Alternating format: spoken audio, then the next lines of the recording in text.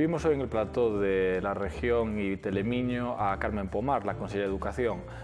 Nos acompaña nuestra compañera de la región, Elizabeth Fernández, y a partir de ahora pues intentaremos un poco abordar diferentes temas que tratan y afectan a la Consellería de Educación.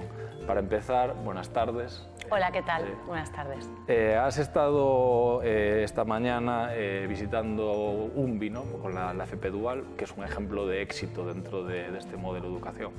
Es quizás uno de los pautas que es para el futuro de la FP Dual. Sí, bueno, en efecto, la verdad es que UNVI es una de las empresas pioneras en esta modalidad de formación profesional. Llevan ya 7 años, por lo tanto, mucha experiencia y mucho compromiso, ¿no?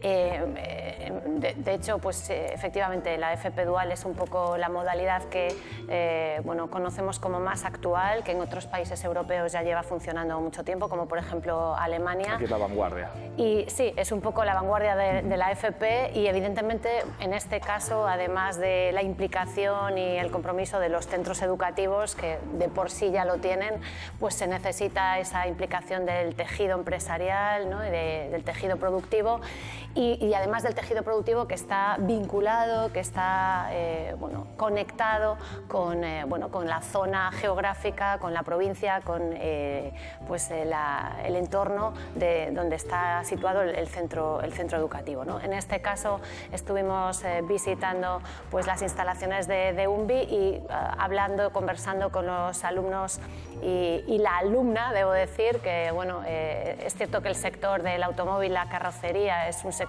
tradicionalmente masculino, pero bueno, en esta FP Dual en UNVI había una alumna, una mujer, por tanto fue muy interesante charlar con ella.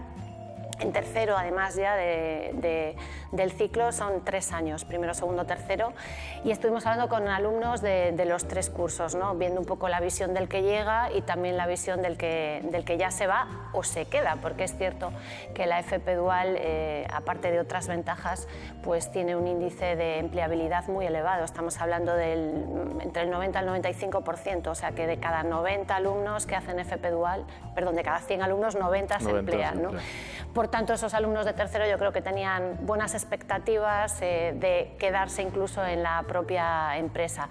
Hay un proceso de selección natural, es decir, que no todos los alumnos que empiezan primero acaban tercero y por tanto también es cierto que los que acaban tercero suelen ser pues, aquellos más implicados, bueno, que más se esfuerzan, ¿no? y por tanto acaban siendo normalmente los contratados por la empresa. Yo creo que la FP Dual está dando muy buenos resultados. Es cierto que cuesta un poco introducirla y va más lentamente que otros ciclos de FP tradicional. Aquí en Ourense pues, contamos ya con más de un centenar de alumnos y alumnas en FP Dual, 23 empresas ya implicadas, que es un buen número, y 9 ciclos diferentes, ¿no? Este año comenzaron ciclos como pueden ser los relacionados con la alimentación o con la robótica o con los cuidados sanitarios, los auxiliares de cuidados sanitarios. Son ciclos nuevos que van un poco, pues, como decía, de algún modo ocupando esos nichos de mercado y bueno, lanzar un mensaje en ese sentido para motivar a las empresas a que bueno, sigan implicándose, las que ya están y las nuevas empresas que lo hagan, ¿no? Porque además yo creo que las facilidades son todas. Es cierto que pues, la Consellería acaba de abrir hace unos meses un plan de precisamente dinamización de la FP Dual, que lo que intenta es, a través de un rol que es el dinamizador o la dinamizadora, que son profesores de formación profesional que tienen experiencia en la Dual, pues ir informando y en tiempo real a las empresas y también obviamente a los centros, sirven un poco de puente entre empresas y centros y creemos que este plan de dinamización está dando buenos resultados, así que confiamos en que se incorporen más ciclos y más empresas en el futuro. Señalan nuevos ciclos, nuevas titulaciones. La semana pasada el presidente de la Diputación de Ourense, Manuel Baltar, se reunía con los responsables de Afarixa para avanzar en la implantación o en la posibilidad de implantar la FP Dual en termalismo. ¿Será una realidad para el curso que viene? Bueno, pues la verdad es que es una titulación que fue impulsada ya por la Xunta desde hace años y evidentemente pues también desde la Diputación de Ourense. A veces para llegar al final del camino hacen falta muchos años de transición. Es cierto que ya hay un paso muy importante dado, que es la publicación en el Boletín Oficial del Estado del módulo correspondiente a este ciclo. Por tanto, ya tenemos una base legislativa. Todos los módulos que se introducen nuevos en FP tienen que pasar por esta regulación ministerial. Por tanto, ahora ya, una vez que ese paso está dado, estamos en ese proceso y bueno, pues esperamos que esto vea la luz efectivamente en el curso 2021, que es el próximo curso, y yo creo que es importante unir sinergias que ya, como decía, vienen de atrás, incluso desde mi antecesor en el cargo ourensano, Jesús Vázquez, y por supuesto siempre en colaboración con las administraciones locales y de la provincia. Entonces esperamos que sí, que ese ciclo ya por fin vea la luz, porque además es un ciclo absolutamente vinculado a este territorio y qué mejor sitio que Ourense para ser la cuna del termalismo en Galicia, ¿no? Y en el caso de la FP rural, por ejemplo, ¿se pueden aprovechar otras singularidades de territorios como Viana o Ribeiro, ahora que tiene pues, ciclos de viticultura? No sé si se puede aprovechar ahí para reforzar la apuesta por la FP. Sí, la ventaja de la formación profesional es que precisamente es muy adaptativa, quiero decir, permite esa constante evolución, ¿no? Que lo que hace es un poco ir adaptándose a las demandas y a las necesidades tanto empresariales como productivas del territorio, ¿no? Es mucho más dinámica que, por ejemplo, las titulaciones universitarias, y sí que es cierto que esta modalidad de la FP dual pues permite además mayor inmediatez, ¿no? Porque siempre que hay un sector productivo, un sector empresarial que está, pues que está totalmente a favor de implicarse en un proceso de la implantación de una FP dual, las facilidades son absolutas. Es cierto también que estamos pendientes de una regulación ministerial con respecto a la FP dual. En este momento cada comunidad autónoma va un poco por libre, ¿no? Y es importante que haya, lo comentábamos esta mañana en UNVI con la empresa, yo creo que es importante que haya una homogeneidad de criterios y que, que haya unos mínimos y unas bases que sienten un poco pues, la normativa para todas las comunidades autónomas. Como decía, es cierto que Galicia por territorios tiene unas características muy peculiares, y entonces lo importante es que los centros educativos que están asentados en esos territorios puedan ofrecer la mayor facilidad posible para que el alumnado potencial después además pueda vincularse ya laboralmente a las empresas que existen en ese territorio. Por tanto, igual que pasa con el termalismo, pues en Ourense evidentemente todo el tema viticultor es un tema que está en auge, así que desde la Consellería trabajamos por una mejor FP y además pues un poco lo que se recogía en la pregunta, ¿no? Yo creo que aquí el rural tiene mucho que decir y es muy representativo en Galicia. Nuestra realidad geográfica es muy diferente a otras comunidades autónomas y cada vez se dan más facilidades, no solo para aquellos niveles educativos que tienen que ver con la primaria o la secundaria en el rural, sino también hay que poner todo lo posible de nuestra parte para que en el rural también haya buenos ciclos de FP. Yo creo que en ese sentido los institutos del rural que ofertan enseñanzas de FP son unos institutos, son unos centros que están en un muy buen nivel.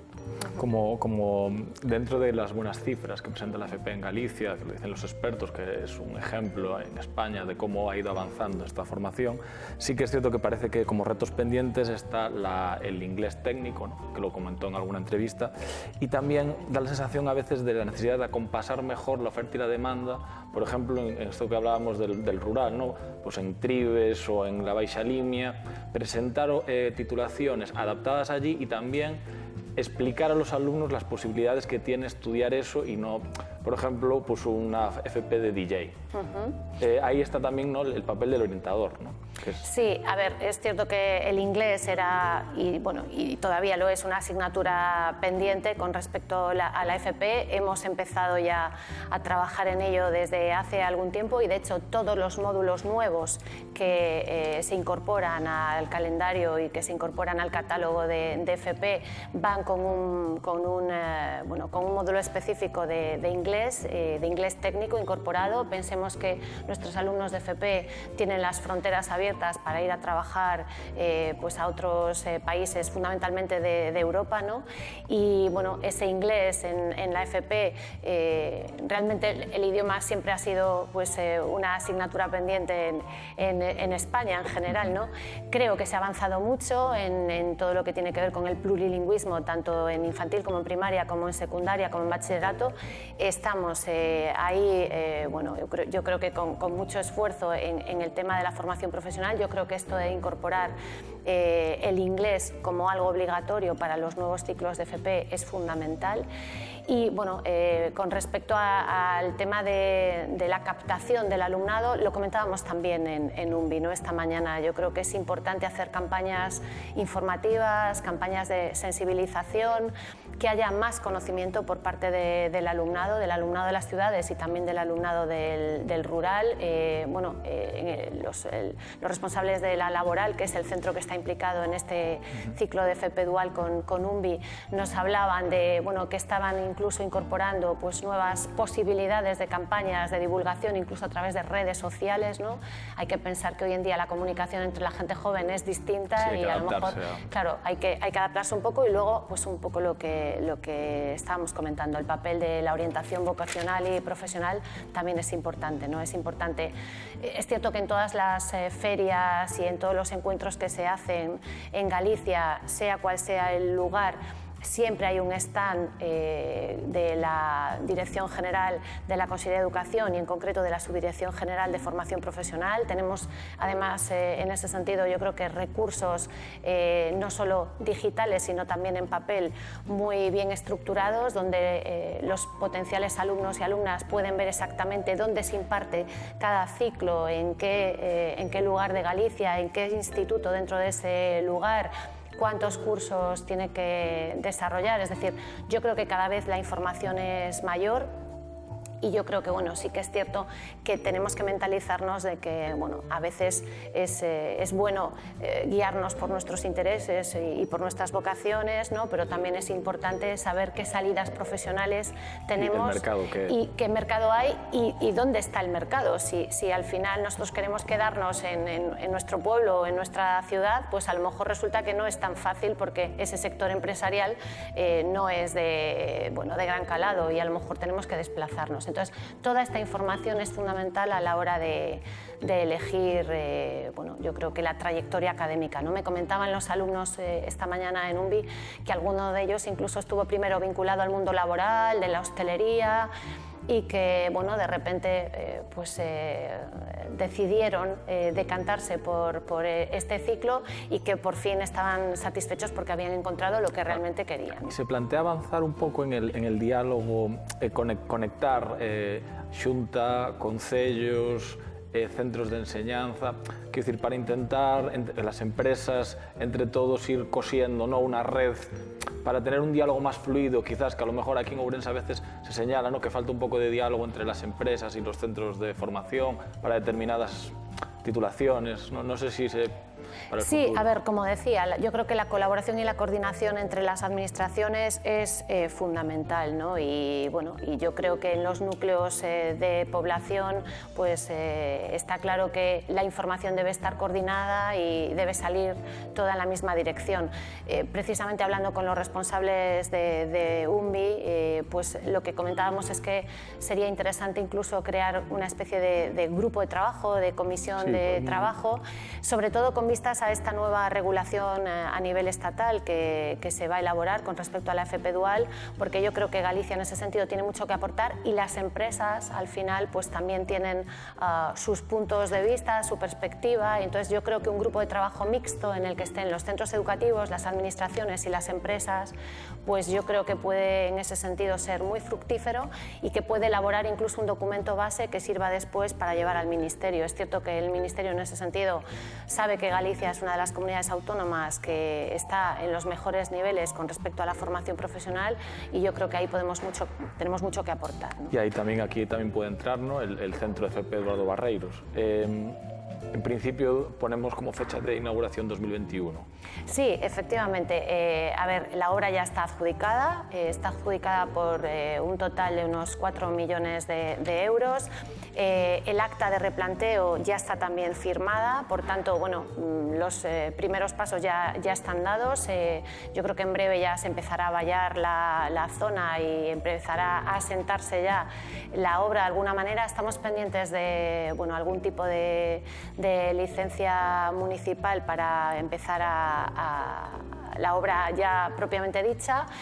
El plazo es de 12 meses, es cierto que estaremos en el curso 2021, quizás a lo mejor no en septiembre, porque es cierto que estamos en febrero, si son 12 meses tendremos que pensar en febrero del 2021, pero sí será dentro del curso 2020-2021. Hay un compromiso. Un poco los retrasos burocráticos, ¿no?, que ha habido con el proyecto no impiden la inauguración. En cualquier caso, siempre hemos hablado, tanto desde la Diputación como desde la Consellería, de que será en el curso 2021 y bueno, ese compromiso se cumplirá. Y se ha hablado de este proyecto así a grandes rasgos como una especie de aglutinador de toda la formación profesional de Galicia. No sé si puede concretar un poco más qué es exactamente este centro de FP, cómo va a funcionar. Bueno, este va a ser un centro de referencia y así nace con ese objetivo y en ese sentido pues yo creo que la apuesta de la Diputación de Ourense ha sido una apuesta muy fuerte, pero la verdad es que desde la Consellería de Educación estamos muy agradecidos porque además yo creo que tomaron el testigo en el momento adecuado y lo que se va a convertir este centro es un poco en un centro de referencia para los 270 centros de FP de toda Galicia. No es un centro de docencia al uso, es decir, no va a ser un instituto más de FP, ¿no?, sino que lo que se va a convertir es un poco en un punto de referencia, como decía, para todos los centros de FP de Galicia. Y va a tener fundamentalmente dos líneas, una línea que se va a dedicar más a la I+D+I y otra línea que se va a dedicar más al emprendimiento empresarial, ¿no?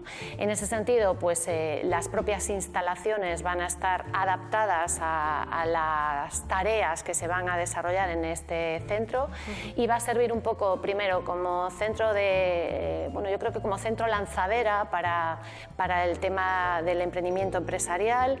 En ese sentido, creo que todo lo que hemos estado hablando de la coordinación con las empresas, bueno, va a tener ahí un antes y un después una vez que este centro empiece a funcionar y luego también va a servir un poco pues para hacer todo tipo de simulaciones, experimentación, es decir, va a tener un equipamiento suficientemente moderno y bueno, yo creo que de nueva generación y probablemente de algún otro centro de Galicia pues tengan que venir a Ourense pues a hacer algún tipo, como decía, de experimentación determinada o de prueba determinada o probar determinados materiales, bueno, pues porque en ese centro no va a haber ese equipamiento y en Ourense en este centro sí lo va a haber, ¿no? Por tanto, yo creo que en ese sentido va a ser muy importante. También habrá alguna sala en la infraestructura que permita pues, hacer masterclass y seminarios de algún procedimiento concreto que sería mucho más difícil hacerlo itinerante por toda Galicia, con lo cual se centralizará aquí en el Centro de Innovación de FP y bueno, yo estoy convencida que una vez que este centro esté en funcionamiento nos vamos a dar cuenta del impacto que supone para la formación profesional, fundamentalmente en Ourense, pero clarísimamente en toda Galicia, ¿no?, en toda la comunidad autónoma. E incluso fuera de Galicia, quizás, a lo mejor. Pues ¿por qué no? Nace con esa ambición, es decir, yo creo que en ese sentido tenemos muy claro que, desde Ourense para el mundo, ¿no? Es decir, tenemos muy claro que probablemente desde otros centros de FP o desde otras empresas, pues vengan aquí, pues a lo mismo que estaba comentando, ¿no? Pues a lo mejor hacer alguna reunión con respecto a viveiros de empresa, ¿no? Algo que está muy de moda y que está funcionando muy bien, o hacer lo que comentaba, alguna prueba concreta con alguna maquinaria o con algún material para, bueno, después llevar los resultados para otros lugares. El hermano de la FP, la universidad, usted ha piropeado en varias ocasiones la salud del campus de Ourense, pero dentro de la comunidad educativa de aquí de la ciudad hay un cierto desánimo por las últimas noticias, ¿no? Diferentes, pues el tema de la polémica con el máster espacial, la pérdida del doble grado de informática. ¿A qué se cree ese desánimo que luego a lo mejor desde la consellería se habla en otra... Sí, bueno, yo sigo piropeando y sigo poniendo todas mis esperanzas en este campus, en el campus Agua, ¿no? Yo misma estuve visitando las instalaciones y, bueno, ahora que conozco todos los campus de Galicia, tanto los centrales como los no centrales, porque tampoco me gusta llamarle periféricos, está claro que esa es la tendencia, esa tiene que ser además la meta, ¿no? El tema de la especialización de los campus, igual que hablábamos antes de la formación profesional. Yo creo que en ese sentido la universidad también tiene que estar apegada al territorio y tiene que adaptarse a las demandas reales, ¿no? de ese territorio. Es cierto que el campus de Ourense no está todavía en pleno funcionamiento. Se ha invertido mucho, se han invertido 7 millones de euros en los últimos años. Hay abierto un proceso de acreditación. Yo creo que, y así lo comenté cuando estuve aquí, yo creo que Ourense tiene todas las de ganar para ese proceso de acreditación. Yo animaba en aquel momento a todo el equipo del campus de Ourense que se acreditasen y que entregasen ya la documentación, porque yo creo que no va a haber en ese sentido ningún problema y eso les va a abrir muchas puertas. Pero bueno, ha sido uno de los campus pioneros en este sentido, ¿no? Es cierto que bueno, parece que en los últimos meses hay como una especie de grieta, yo creo que infundada y, bueno, a lo mejor agrandada también, ¿no? Entre bueno, lo que es el campus de Ourense y lo que es bueno, todo el tema de titulaciones de la Universidad de Vigo. También es cierto que el campus de Ourense pertenece a la Universidad de Vigo y que son las universidades y sus equipos rectorales los que tienen en ese sentido el poder de negociación y de actuación con respecto a los mapas de titulaciones, ¿no? Lo comentábamos ahora, pues fundamentalmente el foco está en el tema del máster de aeronáutica aeroespacial y en el tema de esa simultaneidad, que no doble grado, de ADE y de informática. Yo creo que el tema de ADE e informática está suficientemente explicado, ¿no? Y yo creo que con claridad. Bueno, además este tema se llevó a esa negociación del mapa de titulaciones, un mapa de titulaciones que corresponde a los años 17-21, ¿no? Creo que es importante, tanto en las universidades, tanto el plan de financiación como el mapa de titulaciones, yo creo que son dos grandes logros de la coordinación entre la Consellería de Educación y las 3 universidades gallegas. Decía, no funcionaba esta simultaneidad de los 2 grados y no lo digo yo, lo dicen los datos objetivos y además había unos criterios de partida que, bueno, parece que se incumplían, ¿no? Parece que, no lo parece, era así, que la mayor parte del alumnado, y estamos hablando de un porcentaje muy alto, muy elevado, se acababa decantando por ADE y abandonaba la compatibilidad con informática. Digo que no es un doble grado porque al final lo que se hace es establecer un horario compatible para que se puedan simultanear los 2 grados, ¿no?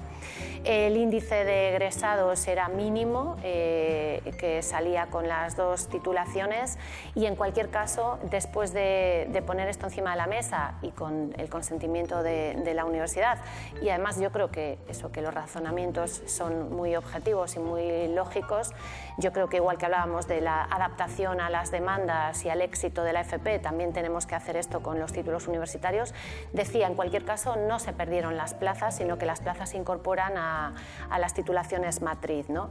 Lo que está claro es que cuando se pone en marcha un nuevo plan de estudios un nuevo proyecto de titulación y pasa un tiempo y se ve que no tiene demanda y que no tiene éxito, pues yo creo que lo más importante es readaptarlo y buscar otras salidas, ¿no?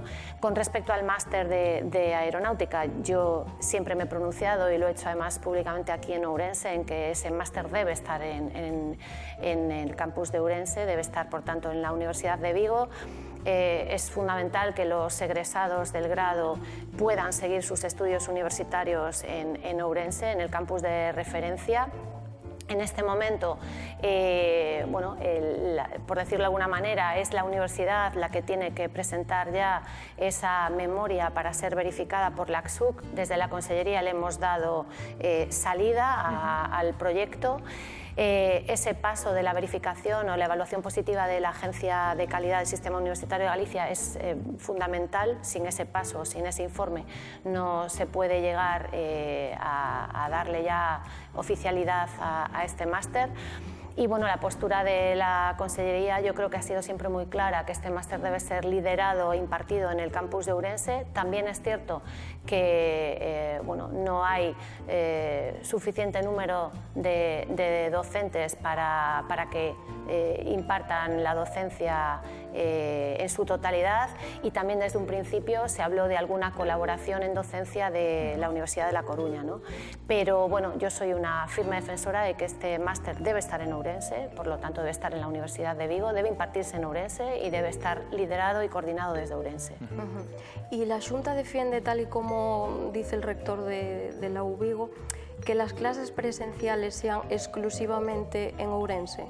¿La Xunta garantiza eso? Yo creo que ahí lo que tiene que haber, y precisamente por eso tiene que estar elaborada una buena memoria y tiene que haber una buena coordinación y una buena sintonía entre la Universidad de Vigo y la Universidad de Coruña, y yo creo que ahí lo que hay que ser es suficientemente razonables y bueno, yo creo que al final el sentido común es siempre el mejor de los sentidos, ¿no?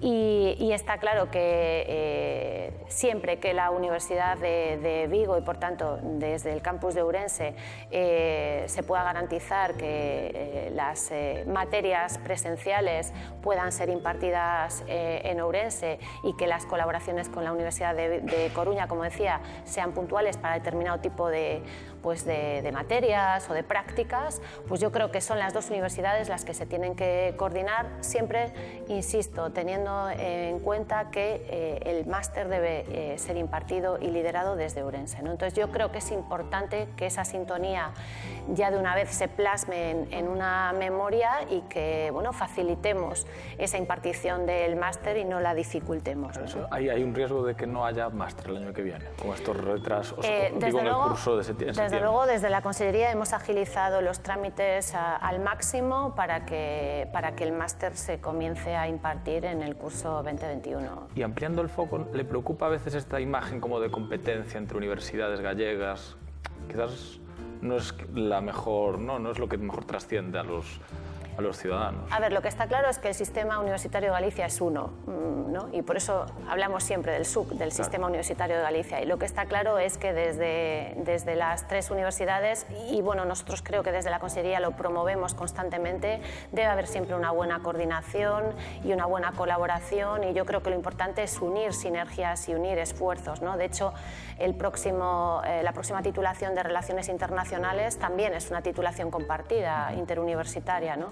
Yo creo que lo bueno siempre es poner cada universidad de su parte y sus fortalezas al servicio del alumnado del Sistema Universitario de Galicia. Entonces, en ese sentido, desde la Consellería nunca se han hecho negociaciones unilaterales, siempre han sido negociaciones a tres bandas, tanto en el plan de financiación como en el mapa de titulaciones, como en cualquier otro tipo de asunto que sea de relevancia para el alumnado gallego, ¿no? Estamos hablando incluso de todo el tema de las becas de investigación, las becas predoctorales, es decir, todo parte de una negociación con las tres universidades y presencia de las tres universidades.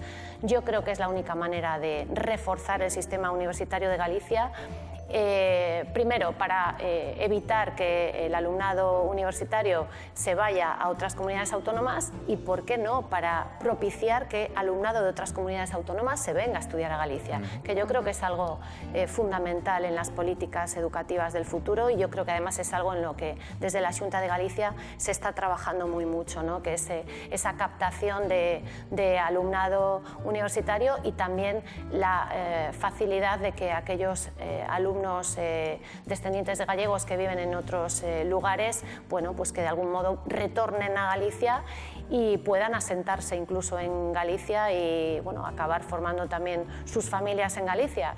Está claro que necesitamos población joven y fundamentalmente en las provincias de Lugo y de Ourense, ¿no? Por tanto, las políticas, yo creo que las políticas gubernamentales de la comunidad autónoma van todas en esa dirección, desde otras consellerías también, y por supuesto desde la Consellería de Educación. Y para reforzar el campus de Ourense y dar también un chute de optimismo, ¿es viable la implantación a corto plazo de titulaciones que se han pedido como enología o moda?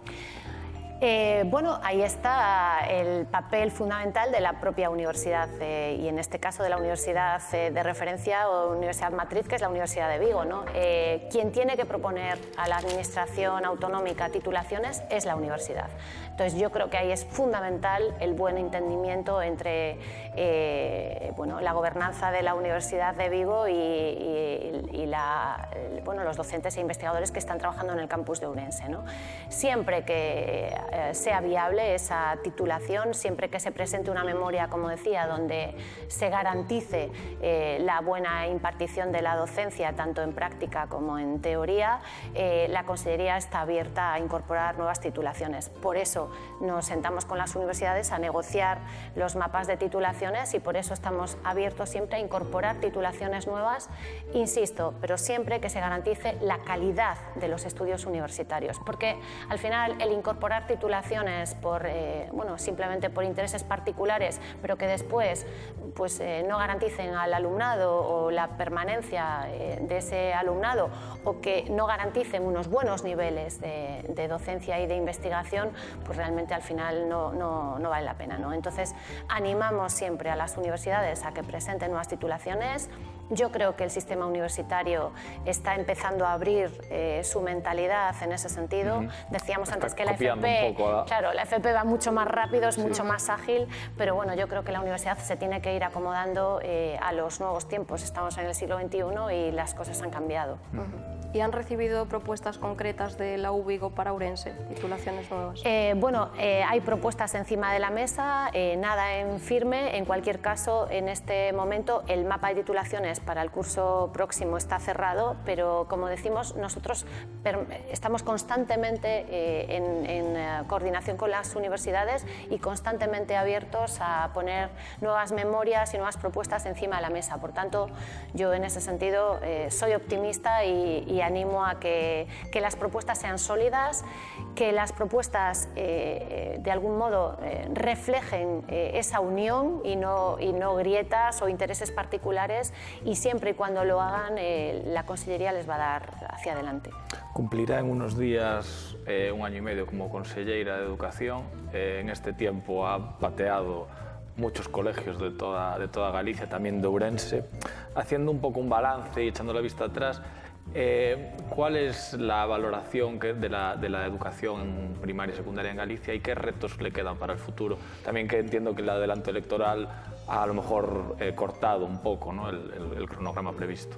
Sí, bueno, la verdad es que llevo 1 año y medio, pero la intensidad del trabajo que se realiza desde mi responsabilidad en la Consellería de Educación es una intensidad muy potente, ¿no? Entonces, al final, la percepción subjetiva del tiempo lo que provoca es que en vez de 16 meses o 17 meses parece que llevo pues 3 o 4 años, ¿no? Porque se hacen muchas cosas y, bueno, y como bien decías, el calendario es siempre muy intenso, ¿no? A ver, yo creo que el sistema educativo de Galicia es un sistema que tiene una buena salud. Es cierto que llevo poco tiempo como consellera, pero llevo 25 años trabajando en el mundo educativo desde otras tareas. Es cierto que, bueno, evidentemente de menor responsabilidad y de menor relevancia. Era profesora universitaria y también trabajaba con alumnado de primaria, secundaria, infantil, por tanto conocía esa realidad y ya antes de ser consellera era consciente de que la administración educativa en Galicia estaba haciendo las cosas bien, ¿no? Parece que los resultados objetivos y bueno, todo lo que son los rankings nacionales e internacionales así lo demuestran, por tanto no es una apreciación bueno, desde dentro o sesgada, sino que es algo que está refrendado desde las estadísticas. Yo creo que hay muchos retos y bueno, si no lo sintiese así, creo que bueno, flaco favor le estaría haciendo en este caso a mi puesto como consejera de Educación. Yo creo que tenemos que levantarnos todos los días pensando que estamos haciendo las cosas bien, pero tenemos que también pensar que las podemos mejorar y que hay mucho todavía por delante.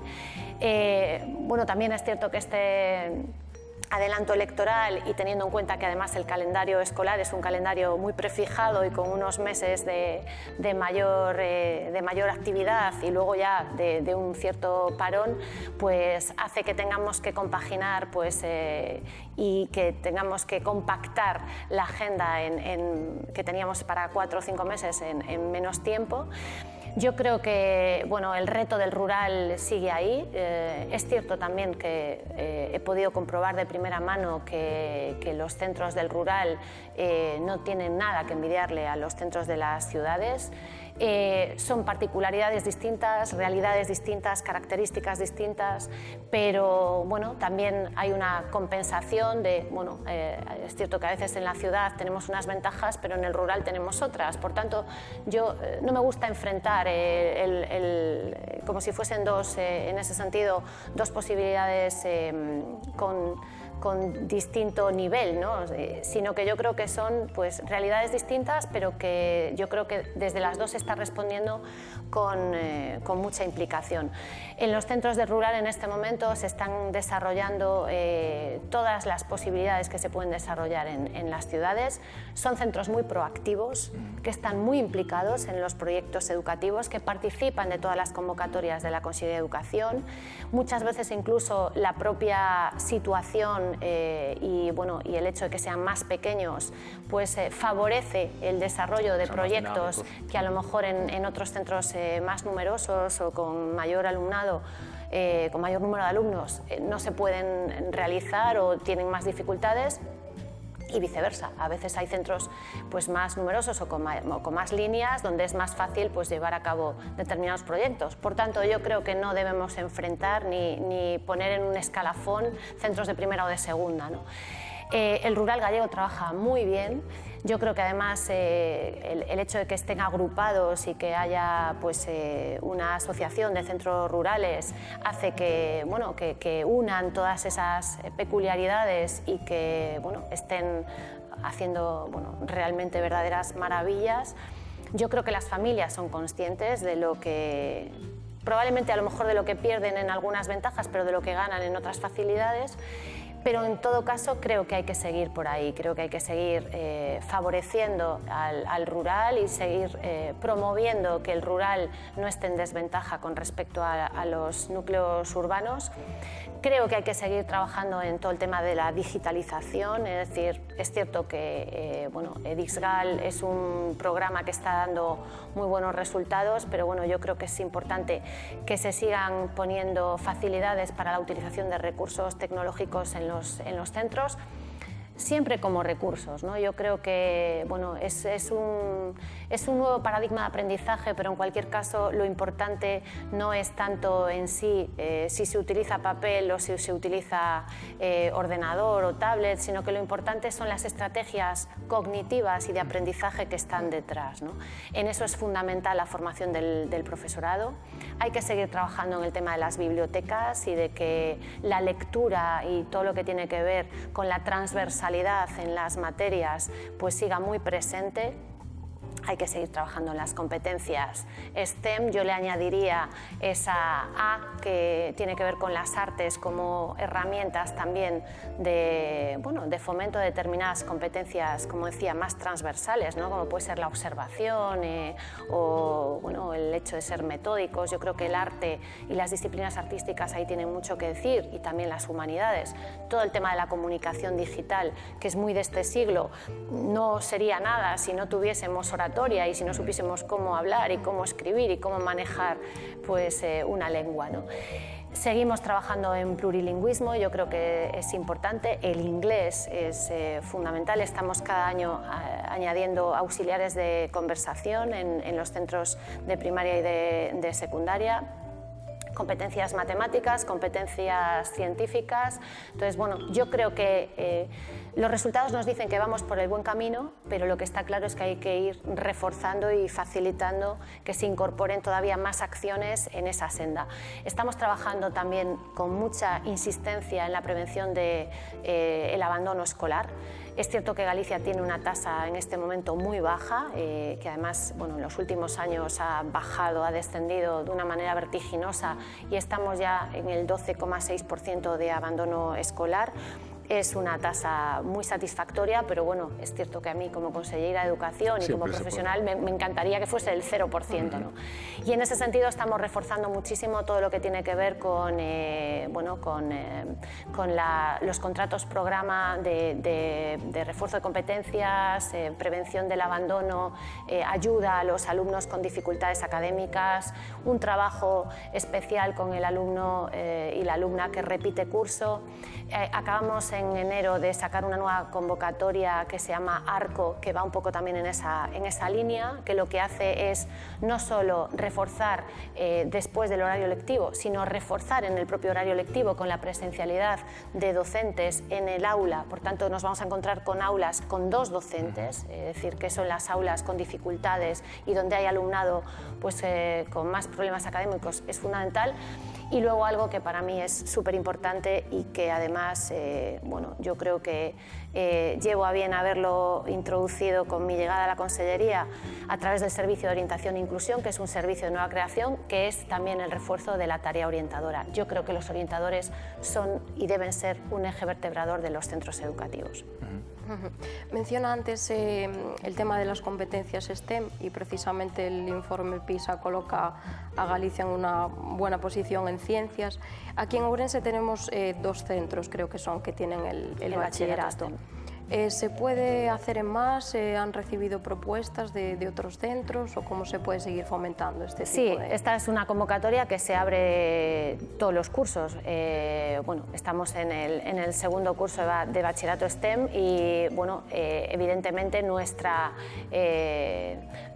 pretensión es que se vayan incorporando cada año más cursos a este bachillerato de excelencia STEM, ¿no? Es cierto que bueno, aquí en Ourense hay 2 institutos que además son referencia en este bachillerato, pero por supuesto que todos los cursos está abierta la convocatoria para que se presenten nuevas solicitudes.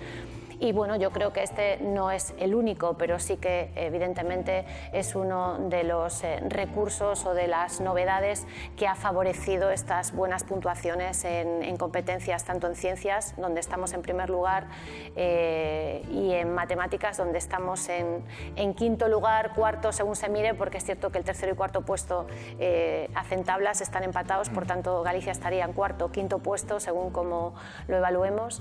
Yo creo que esto es muy importante y que una de las, como decía, una de las actuaciones que ha contribuido a esta mejora progresiva en estas competencias ha sido el bachillerato de excelencia STEM. También la robótica en primaria, ¿no? Y hay otra serie de actuaciones y de proyectos que están contribuyendo a esta mejora. También lo que decía antes, el refuerzo de competencias en ciencias y matemáticas en esos contratos programa. Y bueno, es importante en ese sentido que, bueno, que esto se lleve también después a las titulaciones superiores, ¿no? Curioso el caso de las matemáticas, que eran una titulación que hace 10 años tenía muy poco alumnado y hoy en día es una de las titulaciones del sistema universitario de Galicia con más demanda, ¿no? Y no solo con más demanda, sino con más empleo también cuando los titulados en matemáticas salen de la facultad, ¿no? Y de hecho, estos días se publicaba en prensa que había un déficit de personas que se querían dedicar a la docencia porque los matemáticos, que antes casi todos tenían esa salida, ahora se van a las empresas. La empresa demanda muchísimo matemático. Sí, entonces, bueno, es muy, muy importante seguir en esta línea y yo espero que Ourense se siga incorporando al bachillerato STEM porque, bueno, es cierto que estos dos institutos, como decía, lo están haciendo muy bien. El lunes, este pasado lunes, se reunió con la ministra de Educación, Isabel Celaá. Al terminar el encuentro señalaba que razonablemente satisfecha, sobre todo comparado con anteriores citas. ¿Cree que habrá pacto por la educación, como señaló usted en varios, o como deseó usted? Sí, bueno, yo se lo volví a decir a la ministra el lunes. Yo creo que, que ese pacto que nosotros desde Galicia no solo sugeríamos, sino que también de alguna manera demandábamos, ¿no? Yo creo que no va a ser de la manera que nosotros hubiésemos deseado. Yo creo que ya teniendo un anteproyecto de ley encima de la mesa, que además cuya tramitación me da la impresión de que va a ser bastante rápida y que se va a llevar enseguida al Parlamento, pues ya no va a dar lugar a ese pacto previo, ¿no? A priori. Pero viendo un poco esta oportunidad perdida, ¿no? Que a mí me parece realmente en ese sentido lamentable, porque yo creo que hubiese sido, y además es que lo comentaba con la ministra el lunes, ¿no? Yo creo que hubiese sido un buen punto de encuentro. Y además había mucho camino trabajado ya, había documentos escritos incluso al respecto, y no se puede olvidar que fue precisamente el actual presidente del Gobierno el que se levantó de esas mesas de debate y de conversación, no solo con personas vinculadas a las administraciones y a la política, sino con expertos asépticos o neutrales que se dedican a la educación. Decía que, yo creo que lo que nos queda y, viendo un poco que, como decía, ese pacto deseado está roto, yo lo que le pedía a la ministra es el mayor consenso posible en la tramitación de esta ley, ¿no? Es cierto que cuando llega al trámite parlamentario ya hay muy pocas posibilidades, pero todavía están las enmiendas y las aportaciones que se puedan hacer, primero desde los grupos políticos y segundo, que yo creo que también desde las comunidades autónomas. También es cierto que, yo creo que desde el Ministerio se ve a Galicia como una comunidad autónoma que en materia educativa está haciendo bien las cosas.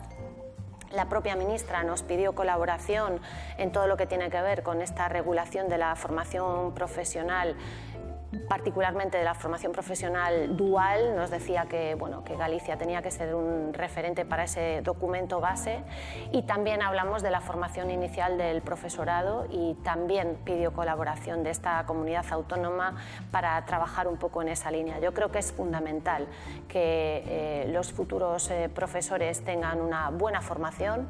Esto va a contribuir a que también, desde la opinión pública y desde la sociedad en general, se vea la tarea docente con mejores ojos y, creo que... Se ha infravalorado durante años, ¿verdad?, la figura del maestro. Yo creo que hemos pasado por los dos, las dos situaciones, ¿no? Yo que además soy nieta de maestra rural, nieta de maestra rural... Claro, nieta de maestra rural de la época de la posguerra, ¿no? En aquel momento el maestro era una gran autoridad y sobre todo el maestro rural, ¿no? Era un punto de referencia para la comunidad y yo creo que para la sociedad en general. Por tanto, ahora que además acaba de fallecer José Luis Cuerda, ¿no? Pues aquel papel que representaba Fernando Fernán Gómez como maestro en aquella novela llevada al cine por Cuerda de La lengua de las mariposas, ¿no? Yo yo creo que, o aquel famoso y muy leído libro de Manolo Rivas, del lápiz del carpintero, ¿no? Yo creo que bueno, en aquel momento el maestro era una gran referencia. Yo creo que eso se fue perdiendo, ¿no? Y entonces llegamos un poco a polarizarnos al otro extremo, es decir, que bueno, el maestro perdió un poco esa autoridad o esa capacidad que tenía para aglutinar pues, un criterio desde la sabiduría, ¿no? Y desde el conocimiento y la experiencia. Por tanto, yo creo que tenemos que volver otra vez a poner en su lugar. Para mí, y bueno, yo soy profesora además de futuros maestros y maestras, esa es y era mi profesión antes de llegar a la consellería. Yo daba clase a los futuros maestros de infantil y de primaria y también a los futuros profesores de secundaria en el máster de secundaria. Por tanto, ¿qué voy a decir yo, no? Yo creo que es una de las profesiones más importantes para un país y yo creo que tiene que estar en su lugar, pero también tiene que tener una formación suficientemente sólida y de suficiente nivel como para que bueno, esto contribuya también a ese papel en la sociedad, ¿no? Y creo que es muy importante también el contacto con la práctica y con la realidad del aula, bueno, porque a veces es cierto que estamos un poco alejados de lo que después ocurre en las aulas. Lo que se llama el MIR educativo, ¿no? Efectivamente. Entonces, es algo que también pusimos encima de la mesa con la ministra, además de otros temas, como puede ser algo que nos interesa, yo creo que a todos, esa nivelación de exigencia en la selectividad, antes llamada selectividad, ahora EBAU, ABAU en la Comunidad Autónoma de Galicia, porque bueno, yo creo que no podemos permitir que haya agravios comparativos con respecto a otras comunidades autónomas y es cierto que si, a pesar de que el ABAU cuenta el 40% al final en la nota de corte para la universidad, yo creo que el hecho de que en otras comunidades la prueba sea más fácil o el criterio de corrección sea menos exigente hace que en algunas titulaciones que necesitan una nota de corte muy elevada, pues que vengan alumnos de otras comunidades y que alumnos gallegos se tengan que ir fuera, ¿no? Usted planteaba que fuese común, ¿no? Que llegara...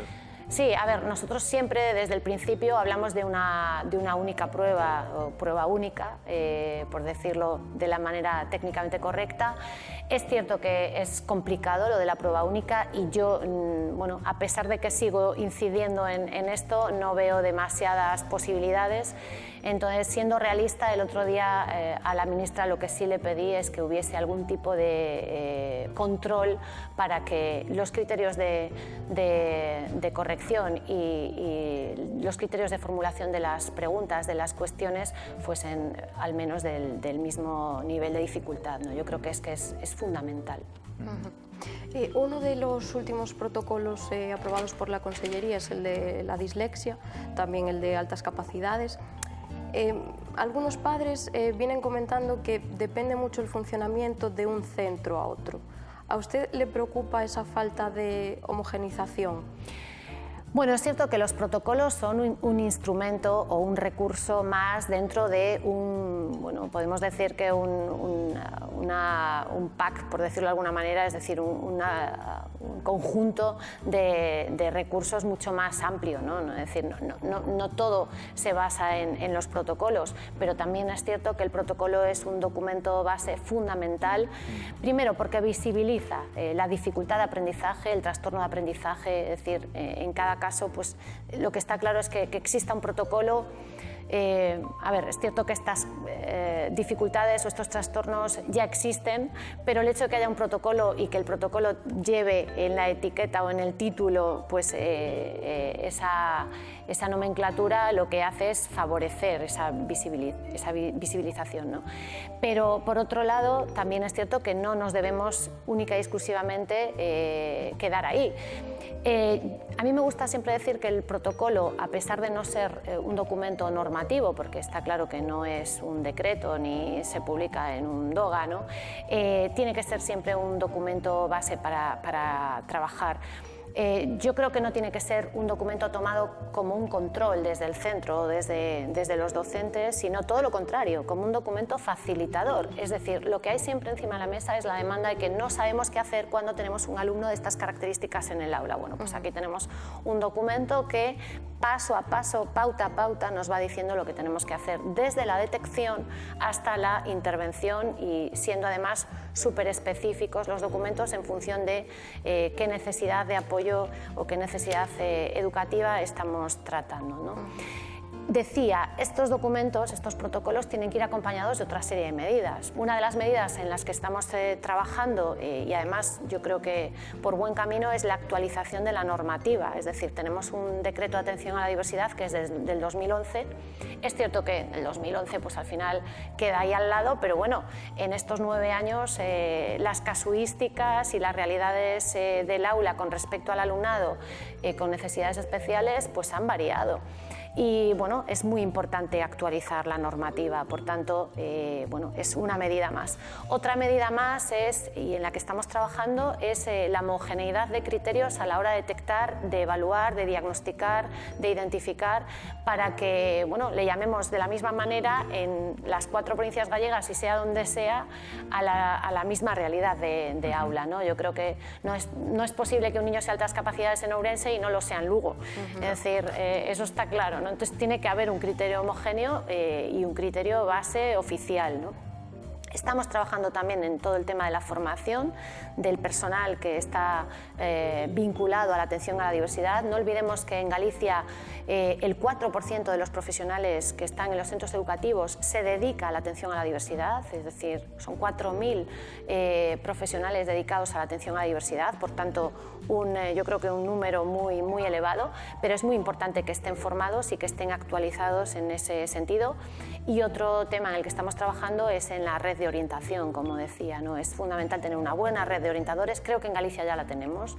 El otro día además lo poníamos en valor también en el Ministerio, pero es cierto que hay centros con muchísimo alumnado que a veces necesitan pues, un refuerzo, claro, un apoyo. Que las comunidades, por ejemplo, las familias de alumnos con altas capacidades, que es cierto que la tienen a usted como un referente por el trabajo previo y han aplaudido la llegada del protocolo, pero sí que señalan que a veces de un centro a otro pues, notan pues, la falta de formación del profesorado para tratar con la diversidad. Eso es un reto, ¿no? Claro, por eso digo que no está solamente en la elaboración y publicación del protocolo, sino que esa es una medida, medida más.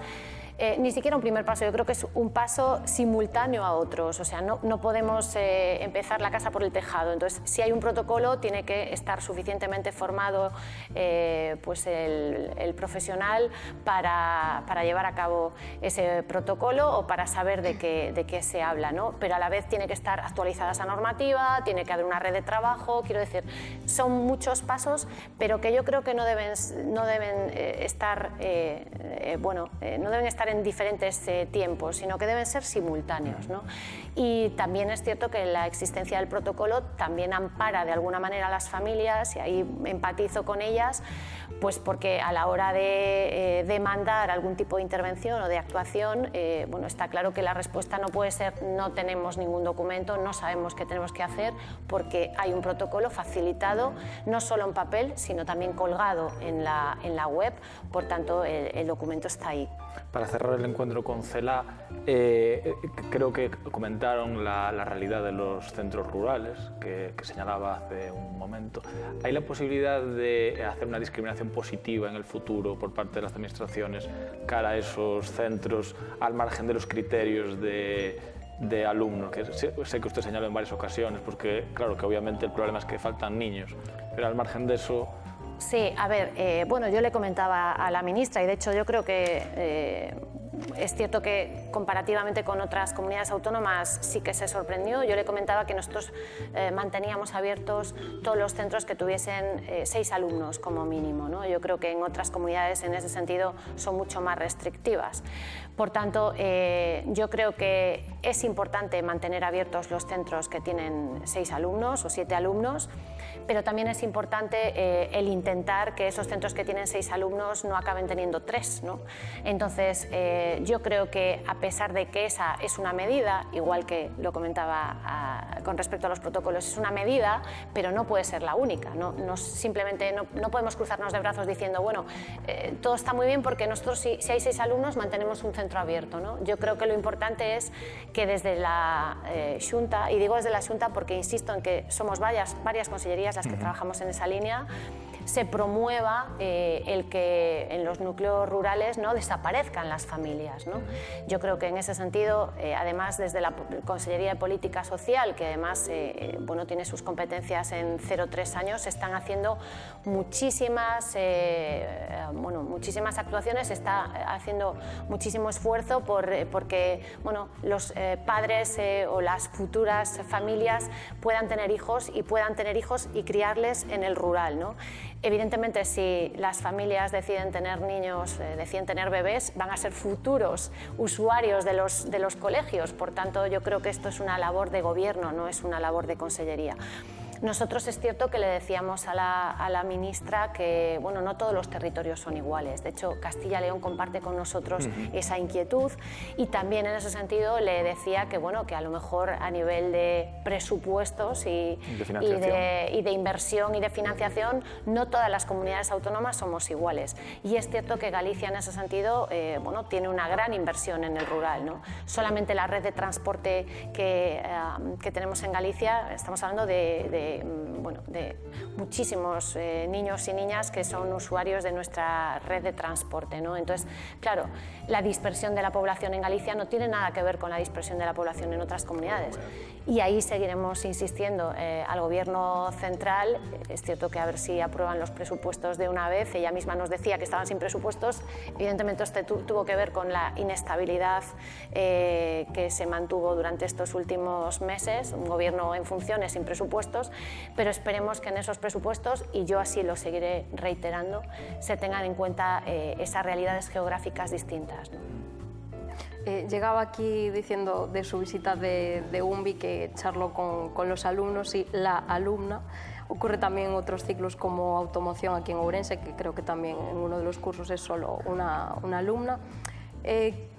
¿Es un reto pendiente el fomentar el acceso de la mujer a este tipo de, bueno, ya no solo de formación profesional, sino a lo mejor de carreras científicas o titulaciones? Bueno, yo creo que es un reto asumido, no pendiente, porque ya estamos trabajando en ello. De hecho, bueno, hemos empezado ya a notar una inversión en el patrón, ¿no?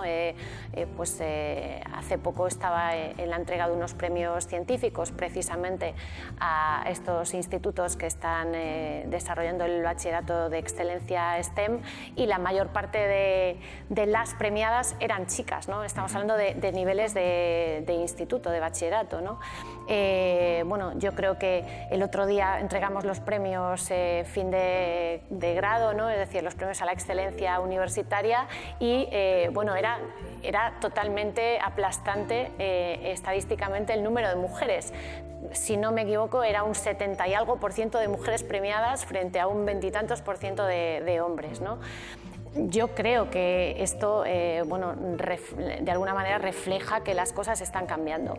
Es cierto también que todavía hay mucha masculinización de determinadas profesiones. Así lo hablábamos esta mañana en UNVI, ¿no? Nos decían que además que era una pena porque bueno, al final las chicas normalmente tienen muy buenos resultados. Hace poco en otra visita a un ciclo también de FP había 2 chicas en soldadura y me comentaban los responsables del centro que eran las mejores alumnas, ¿no? que tenían. Es decir, que bueno, yo creo que las mujeres cuando asumimos una responsabilidad y rompemos con esa brecha de género, pues al final salimos muy bien paradas y muy exitosas. Yo creo que de todas maneras el gap, el corte, ¿no? Es la brecha que llamamos de género, se produce en edades más avanzadas, ¿no? Yo creo que muchas chicas empiezan carreras científicas, menos tecnológicas. Yo creo que ahí está el reto y ahí está todavía la asignatura pendiente bueno, en que más mujeres estudien carreras tecnológicas. La ingeniería informática es una carrera tradicionalmente masculina y sigue siéndolo. Ya no tanto en carreras científicas, también es cierto que ahí metemos pues, biología, es decir, incluso a veces ciencias de la salud, entonces bueno, ahí hay más mujeres. Pero yo creo que el problema se produce después, cuando hay que alcanzar pues determinados puestos ya más top, tanto en investigación como a nivel laboral, ¿no? Yo creo que, bueno, ahí en estas edades, yo creo que en la veintena fundamentalmente, es cuando se empieza a ver pues una desproporción o una falta de equilibrio entre las mujeres y los hombres. Yo creo que, bueno, desde la Secretaría de Igualdad, que está vinculada a las competencias de la vicepresidencia, como en las consellerías que tenemos competencias en este sentido, tanto bueno, pues, la Consellería de Empleo e Industria como la Consellería de Educación. Es decir, yo creo que estamos trabajando en políticas de impacto para evitar esto, ¿no? En cualquier caso, me decían los de UNBI esta mañana, yo creo que es muy representativo, ¿no? que había que hacer todavía más campañas de sensibilización. Yo hablaba con esta alumna y le preguntaba cómo vio tu entorno y tu familia esta decisión, ¿no? Y me decía que al principio lo veía con cierta inseguridad, no tanto oposición, pero sí inseguridad, una reticencia, ¿no? A decir, bueno, tú estás segura que sabes dónde te metes, ¿no? Entonces yo creo que todavía queda mucha conciencia social con respecto a esto. Y ya para terminar, desde la información que maneja la Xunta, ¿cómo valora la posibilidad de instalar el Centro de Inteligencia Artificial que se ha ido hablando estos meses en la ciudad, en Ourense? Bueno, yo tengo que decir que la Consellería de Educación en ese sentido no ha recibido ninguna propuesta real pues escrita al respecto, pero también tengo que decir que, como manifestó el presidente de la Xunta, evidentemente siempre que haya propuestas viables y que lo que hagan es provocar pues que los territorios, y en este caso que Ourense pues siga creciendo y siga incorporando nuevas metas y nuevos objetivos para este siglo XXI, en este caso un siglo absolutamente tecnológico, ¿no? Y con una agenda en ese sentido muy clara, pues yo creo que la administración autonómica nunca va a ser quien de oponerse a ello, así que a la espera estamos de conocer de algo nuevas más concreciones. Bueno, pues hasta aquí la entrevista con la consellera Carmen Pomar. Muchísimas gracias por venir. Gracias, Elizabeth, y hasta la próxima.